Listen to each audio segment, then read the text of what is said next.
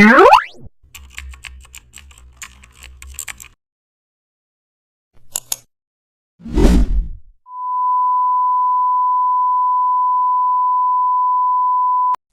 explore how to create stylized editorial tones. How to create stylized editorial tones. Open Photoshop and import your image, then convert the layer into a smart object so tonal edits remain adjustable throughout the workflow. Begin with a curves adjustment and create a gentle S-curve to establish refined contrast that mirrors magazine-grade photography.